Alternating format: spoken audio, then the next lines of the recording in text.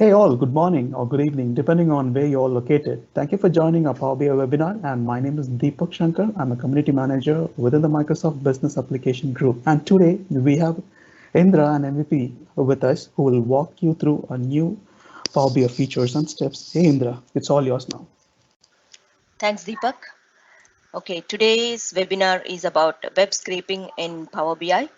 Web scraping can be done in a lot of ways, but before I proceed, I just want to share with you just a small snippet of who I am. I'm a Microsoft Data Platform MVP, and I have a master's degree in statistics, and I have been working on SQL Server since 2002, and has gone through all the changes that SQL Server has gone through. And I'm a speaker and a co-organizer, mainly speak in New Zealand and Australia. And in my pastime, I love teaching kids. I started off teaching kids with game development in 2016, and every year I do some technology teaching for kids. And for the past 2 years, I've been teaching Power BI to the kids, and it has been an awesome experience. And you can see my details if you want to connect with me on the left hand side. So moving on, today's agenda is I want to cover a little bit of what web scraping is, and what use cases will be common scenarios of web scraping, and also the different types of web scraping web scraping that can be done using Power BI. So what is web scraping? Web scraping is a process used to extract data from websites. So, and if we look at the common scenarios, um, it can be used to build a price comparison website. So we can use web scraping to collect prices, product description, and images. And this data can be used to gain insights as well as for comparison purposes. And also the next scenario can be you can build a product catalog automatically. And the next scenario is you can use web scraping to do competitor analysis, so to extract the competitor data and also customer sentiment as to how people are feeling about the product in a structured and usable format. You can use web scraping for financial data analysis to get financial statements in in a useful format, and also to analyze the same data to gain some insights. And if the next one is next scenario you can use is lead generation. So to gather contact details like email ID, phone numbers for business purposes or even individual purposes. Some of the non-profit organizations can also use web scraping to gather this data and then generate leads. It can also be used for brand monitoring and reputation. So you can use web scraping to actively build brand intelligence and monitor the brand preparation to understand how customers feel about a product or a service. And some other scenarios are gathering data for machine learning. Machine learning requires data and lots of data. So web scraping can be used to gather huge amounts of data across millions of websites. And without web scraping, it is humanly impossible to do machine learning. And some of the job boards that you see with job listings, they also use web scrapings to extract data and display the job listings in a way that is more understandable to the users. And also I think this can be used for map compliance. Map compliance is, you might wonder what map is. Map is a minimum advertised price. So it needs some compliance, and it needs to be tracked that publicly advertised price across online stores it can be monitored. So monitoring retail channels is important for manufacturers. and this can be easily done by web scraping. Otherwise, it is very hard to do this manually. And also the social media analysis. So, for example, if you want to know what people are thinking of your product in Facebook or Instagram or Twitter or other social media, you can use web scraping, and then you can gain insights from the data gathered using web scraping, and get the customer sentiments and also text analysis. So similarly, the news monitoring, if you want to monitor specific content from all the news channels or even hashtags, you can do that using the web scraping technique.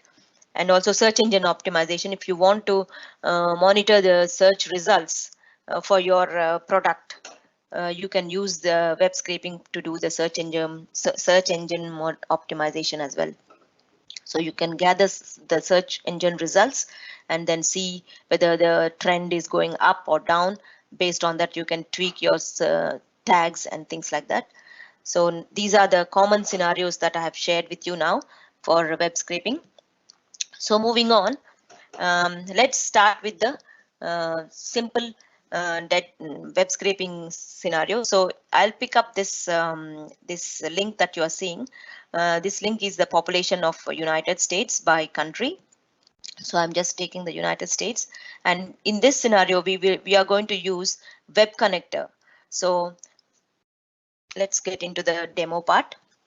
So I'm just going to copy this URL. Oh, I think I have already, yeah. So this is the URL that I have pasted, and this is the website. So from this, if you look at this website, see, I want to scrape this table into Power BI. So how do I do that?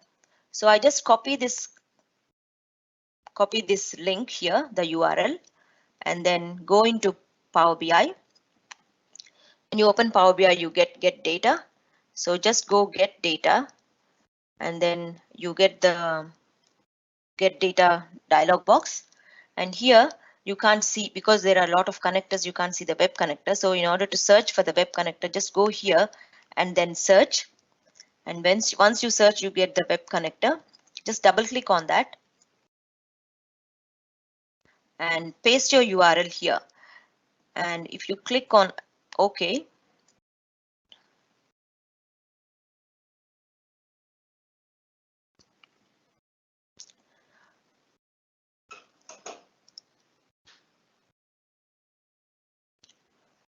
it's taking a little while.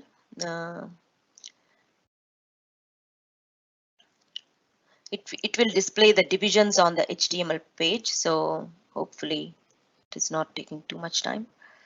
Okay, so you have table 1, table 0, just you can preview. Table 0 is not what we want. Document is just the CSS. And if you go table 1, so this is what we want. So once you preview this one, see how this is not highlighted. If you tick this one, only then it gets highlighted, and then you can just load the data. Or if you click on transform data, and if you want to do some manipulation, you can click on transform data and then have a look here. If you want to remove some data, you can change the data type. You can do that, and the table will be in your Power BI. So I can just say this is web WS simple. So you will get the data. So I will stop here for the first scenario, which is using the web connector. So now I'll just go back to the Power BI. So we have done this one. Next scenario is get data by example. This is a, so again I'm going to copy this URL, and let's see what the URL contains. So what this contains is this has a proper way of displaying 3 hourly observations. For this is the Met service data for New Zealand, for Northland and Auckland. We have some towns here, Cape Karikari, Cape Rayanga, and things like that. So I want to get this into Power BI. So we'll use the same method. So I'll just go into Power BI. Again, go into Get Data, and then use the web connector again, and then paste the URL here. And once you do that, you would expect that to display the information like a table, like how we have seen in the previous scenario. But you are not getting that because the web connector is not that polished from Microsoft. So we need to do some modifications. So what Microsoft has provided is you can add a table using examples. So that's what I will click. See here, there is a small button on the navigator. So I'm going to just click that. And what it does is it's going to give me a web view and a column view. So this is the web view, and you can scroll through and see what you are seeing. So I want to get these ones. So Cape Karikari into one column, and temperature into one column, wind speed into one column, and so on. So let's start. So how do we do that? So when I first tried, I tried clicking here, but nothing worked. So I started typing here. So when I go Cape Karikari, so this is the one. See, that is the one. So I'm just going to add that. And after adding, I want to add the temperature. So it is not really intuitive to have a gray colored column here. So which it took me a while to figure out how to add the next column. So you just go and click here, and then it adds a new column. So now I want to add the temperature, and before I add, I just want to see what the temperature is. It's NA, so I need to add that temperature and temperature. I need to look for NA. Hopefully I can find it. Okay, I think it went up. See, this is the NA, and I want to add the wind speed 17 kilometers. So I will type wind speed and 17 kilometers per hour. Let's add these three for now. And because this is an example, I think it takes a couple of records to recognize the pattern. So I will add now Cape Rayanga at undefined, and again see, now it recognizes the pattern and automatically creates that column. And if you go again temperature NA,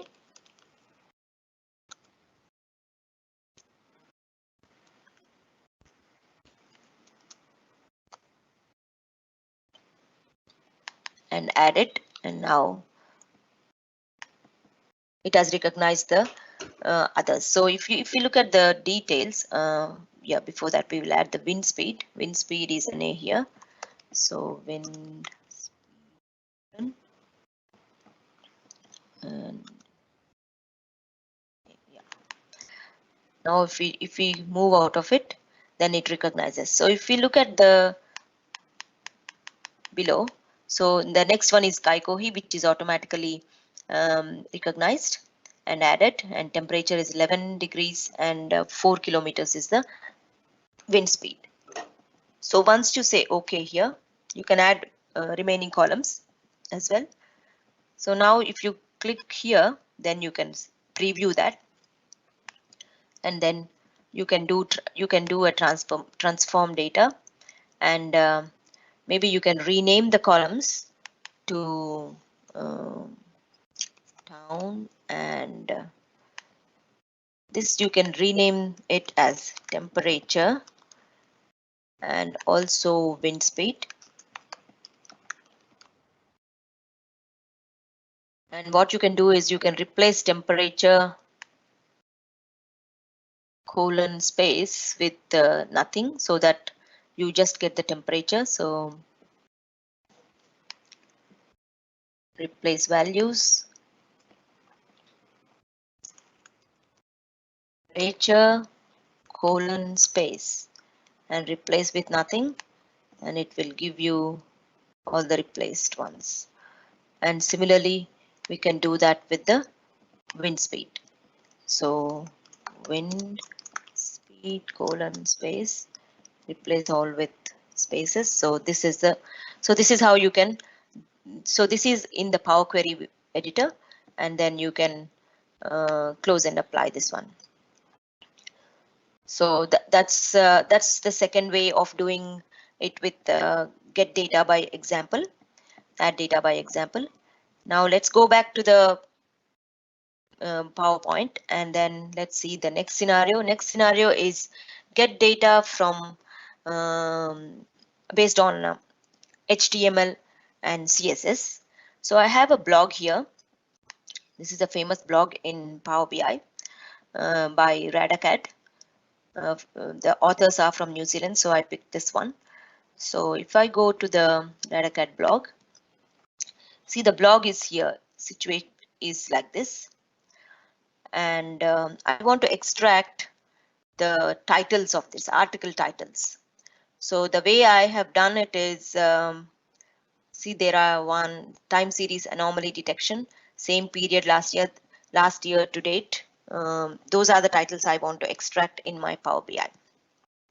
So if I want to do that, I will just go through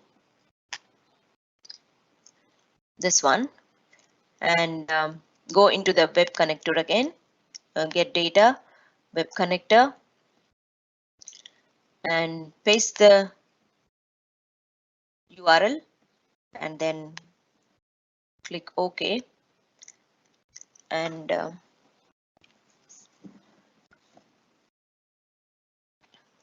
just wait for it to load.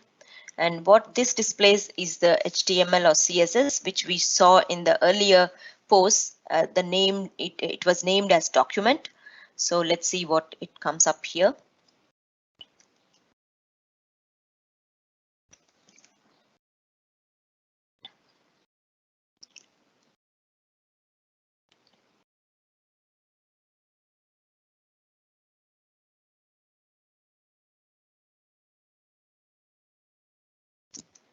Oh, it's taking a while.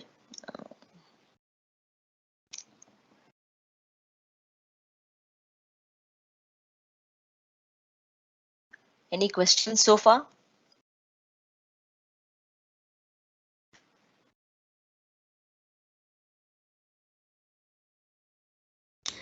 Hey, no questions, Indra. You can continue. Yeah, okay. Okay, so here we can see that it has an element HTML and it's a table. So I will just click on this and click on transform data, and here you need to click on transform data.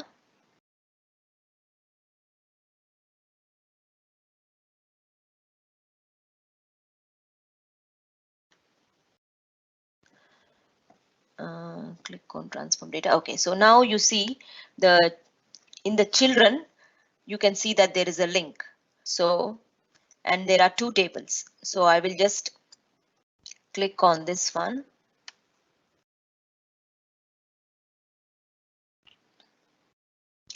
And then see here that contains a header and a body, and the body contains again a table. So I'll just expand that.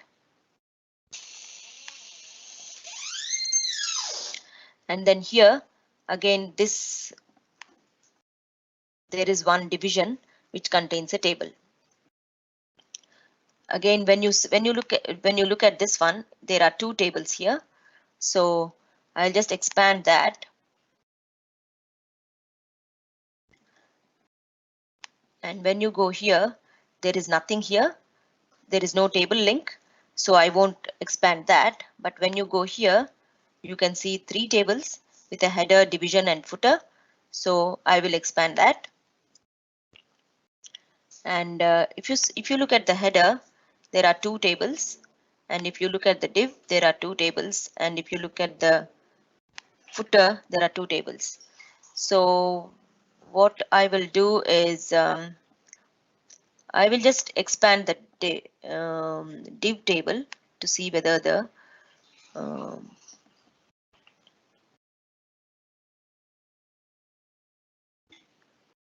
and if I see here, maybe I'll expand this one. Okay, so when I expand this one, I'm just interested in the children because that's where the table is, and I'm going to untick the use original column as name as prefix. So now I can see the 2 tables, and here also again there are tables. So I'll expand these 2 and then untick these 2, and I'm interested only in the children. So if I look at this one, that's the main and that's the aside. So I'm interested in the main table, so I'll just expand that. And see here, you can see the name of the article, and that's what I'm interested in. And then the name as article, name this thing. So I just I'm interested in that. So I'm just going to use both name and children. So this is the article. So now I can have a look at this one and then see and expand the table. And again, I will expand only I will include only the children column. And then this also I will expand, and again we'll get the children column.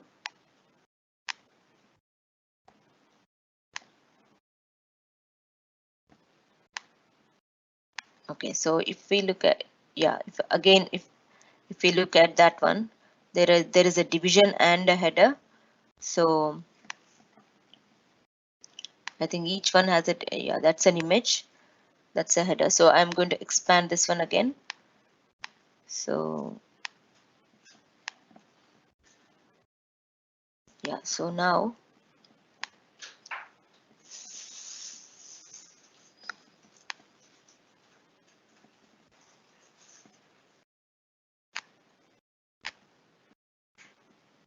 what's going on?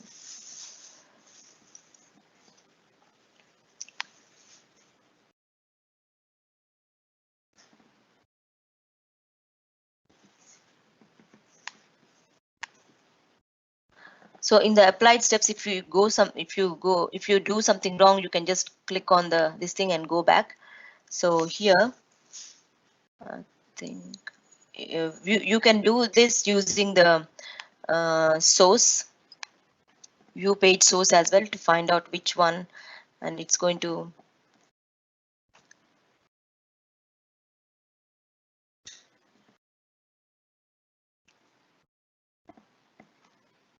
So what I want is same period last year.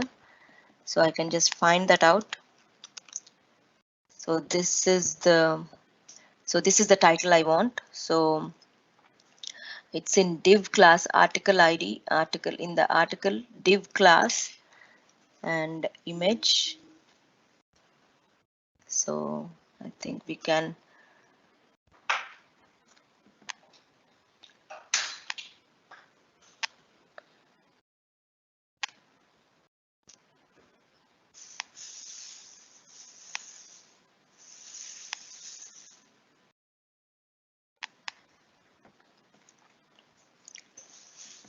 because of the time constraint, I'm just opening. Okay, so meanwhile we'll try again.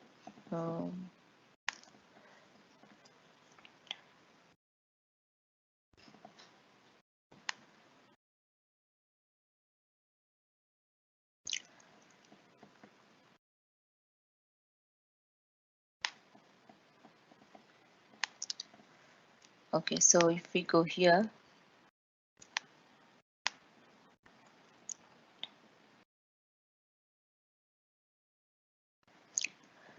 okay, so here I have expanded the children, again expanded another children. So to within the children again, when I expanded, then the third one, then I could see the text.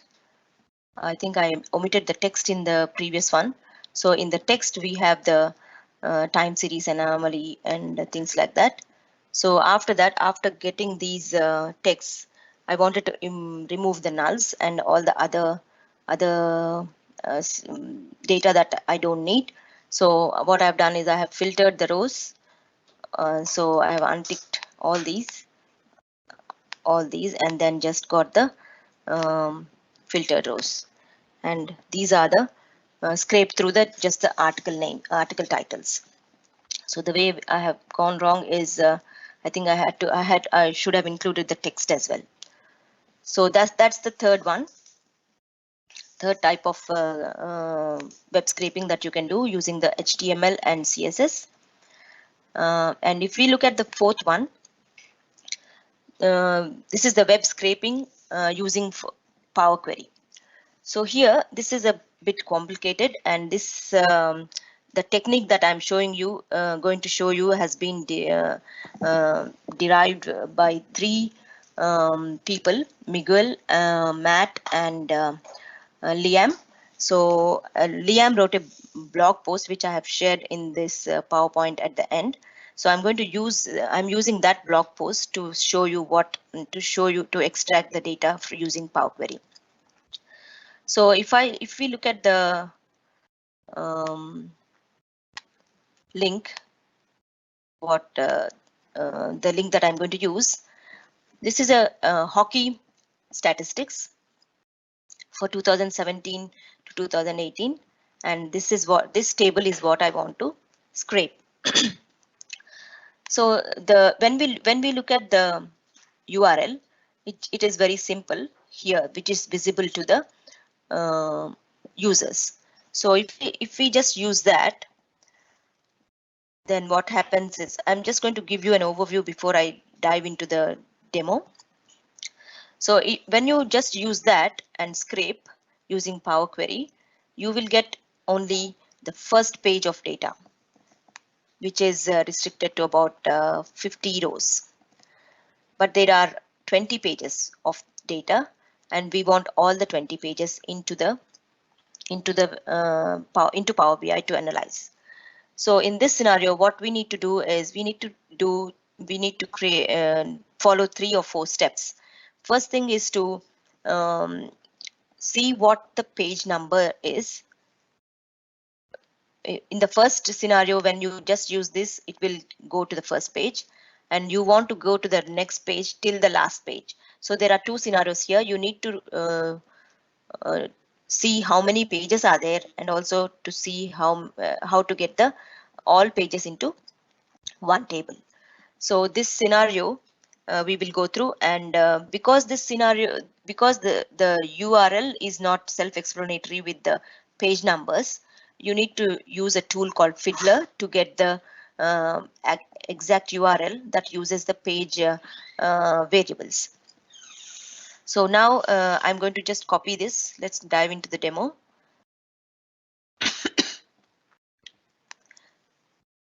Okay, so this is Power Query Editor. So I just want to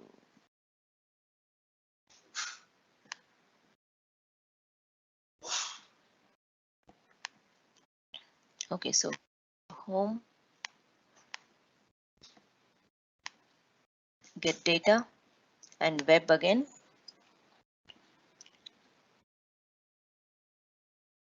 And if we copy that, let's see what we are going to get.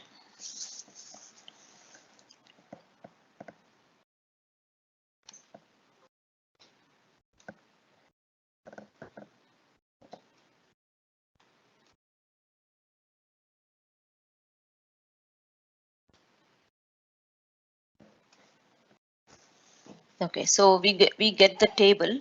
Let's look at the table. Okay, so this is what the table is.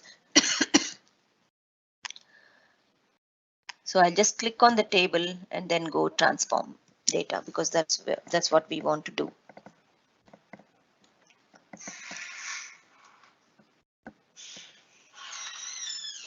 Okay, so now when we transform the data, if we look at the data as mentioned earlier, we get only 50 rows, but we want um, all the rows that are there in the table, including all the pages.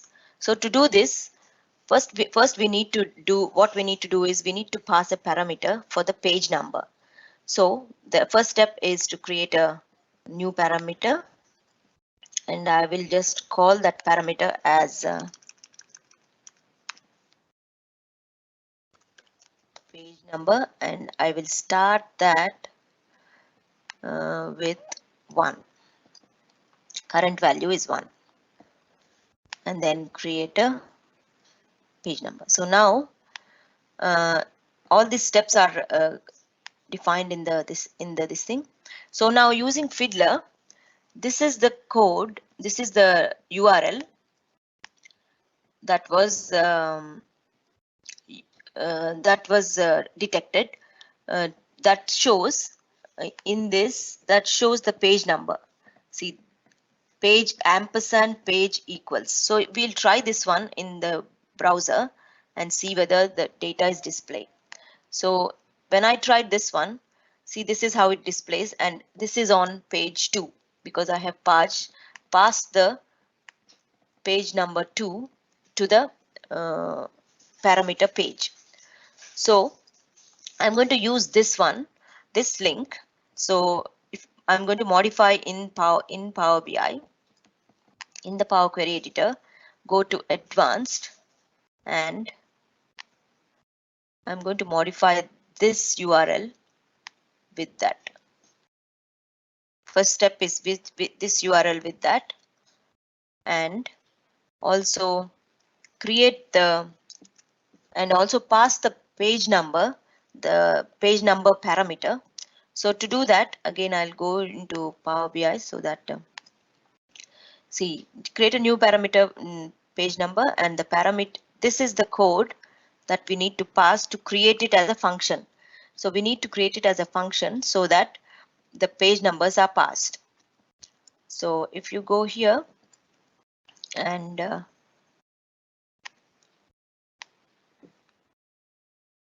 yeah, so now if we do that, then you can, so now you can see that this has changed to a number. So I'm just going to call this function as, let's say, page data. So now this is a function. If I invoke this function,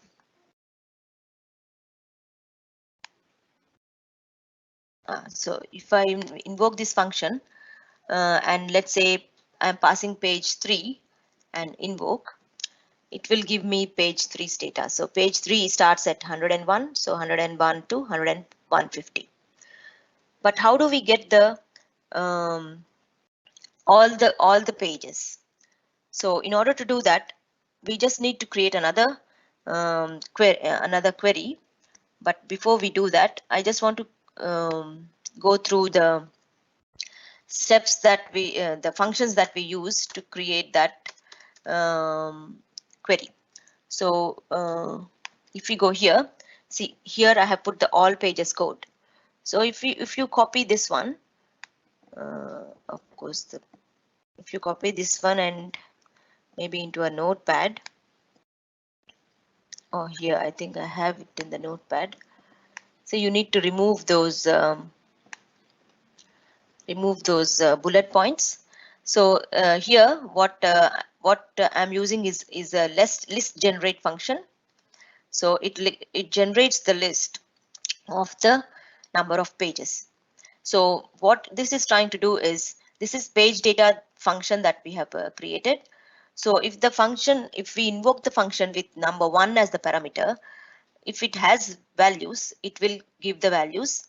If it does not, if there is no page, if there is no data in page 1, then it should give us null. Otherwise it's going to error. So that's the logic here that is being used. So I'm just going to copy this one and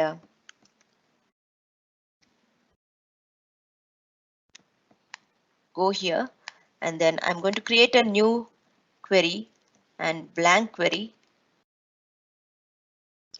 And I'm going to go to the advanced editor, then remove what is there in that. And then I'm just going to use this query. Page data, remember, if you use the function name as something different, so you need to change the page data to the function name that you have created. And then, so this has created table values, and the number of rows is 20, which is indicating the number of pages as 20. So if we look at the table here, you can see all the values. So now what we need to do is, we can't just expand because this is just a list, because we are generating a list. So now what we need to do is just convert this list into a table, and then take the parameters as it is, don't make any changes. And now see, there is an expand button. So unless you convert the list to a table, you can't expand the column. So now when you expand, before we expand, let's see what we can see. So this has rows, row numbers, and the names and age and all the statistics. So we can just expand, and make sure when you are expanding, untick the use original column name as prefix. If you keep that, what it comes up with column1.pk, column1.name, and things like that, which we don't want. So once you expand, so you get the data, and when you look at the data, see, it says 956 rows have been imported. Here it says 956 rows. Let's go and see how many number of rows are there in the, let's say, okay, let's say in the last page. Luckily there are row numbers, so yeah, okay, so there are 956 rows. So we have imported all the 956 rows. So we can just go and then apply the changes, and then do the visualizations or data modeling that we want to do. So this is the hockey data. So now if you go back to the Power Query, and there is a more detailed explanation in this blog post here by Liam Bastic, who is a Excel MVP. So you can refer to that. And lastly, to recap of what we learned what web scraping is, and what are some of the common scenarios where we can use web scraping, and the simple mode of web scraping, get data by example, we have seen using the Met service data, weather data, and get data from HTML or CSS, how to scrape the article names of the blog that we have seen. And lastly, we have seen web scraping using Power Query. And there are other scenarios as well where you can scrape using R and Python, which I haven't included. I thought that I could I will not be able to finish demoing those to you. So that's the web scraping in Power BI. So any questions?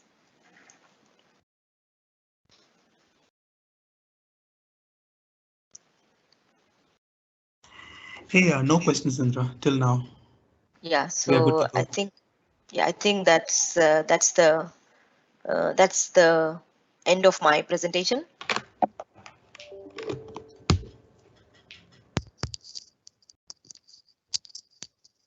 Okay, so you're done with the presentation? Yes. Awesome. So it's a very good presentation, and it's a very good webinar. So do you have something else to proceed on this?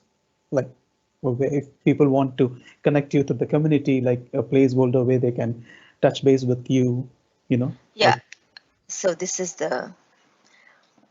so my details are here. So my Twitter details and my LinkedIn account. Uh-huh. So yeah, these are the details. So I can share the PowerPoint. So. All right. Thank you Yeah. so much. It's been a very good webinar. Thank you. Thanks a lot for the opportunity, Deepak. Thanks, Indra. Bye.